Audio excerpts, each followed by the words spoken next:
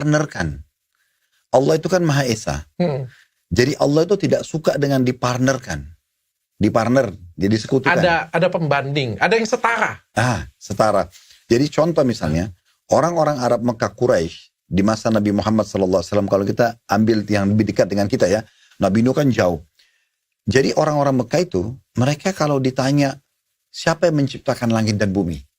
Seperti Abu Jahal, Abu Lahab, kalau pernah dengar nama-nama ini, itu orang-orang yang sesuku dengan Nabi, bahkan punya hubungan kekerabatan dengan Nabi.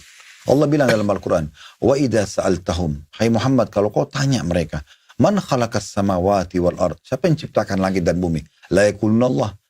Mereka akan bilang ada Tuhan namanya Allah. Berarti orang-orang ini tahu ada Tuhan namanya Allah. Lalu apa yang terjadi? Apa masalahnya mereka? Berarti mereka bukan kafir kepada Allah.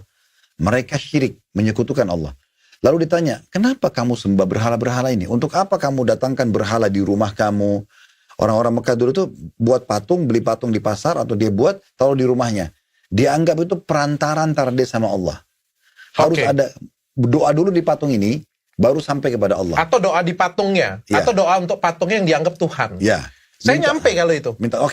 Nah itulah namanya kesyirikan. Mereka mempartnerkan Allah dengan itu. Padahal sebenarnya hak kausalitas Allah dalam berdoa. Ibadah intinya itu adalah hak Allah.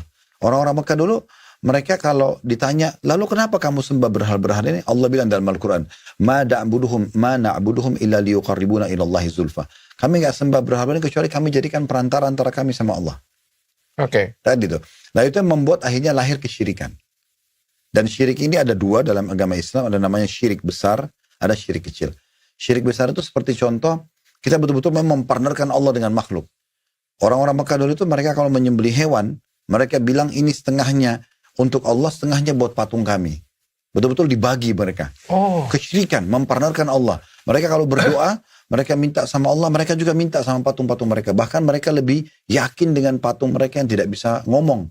Mereka yang pahat, mereka yang warnain, mereka yang letakkan di tempat yang mereka mau sembah gitu ya. Terus kalau rusak mereka perbaikin, lalu mereka panggil Tuhan. Nah ini nggak sebalans dengan dikatakan sekutunya Allah.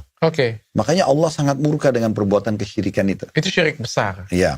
Kalau syirik kecil itu adalah mempartnerkan ibadah yang sedang dikerjakan dengan makhluk. Contoh misalnya sholat.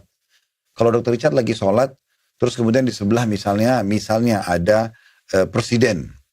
Lalu setan bisikin tuh dok, sebelah kamu ada Pak Prabowo tuh. Ya, lama-lamain aja sholatnya. Misal bisikan begitu. Terus kita sengaja perindah karena beliau. Nah itu namanya riya.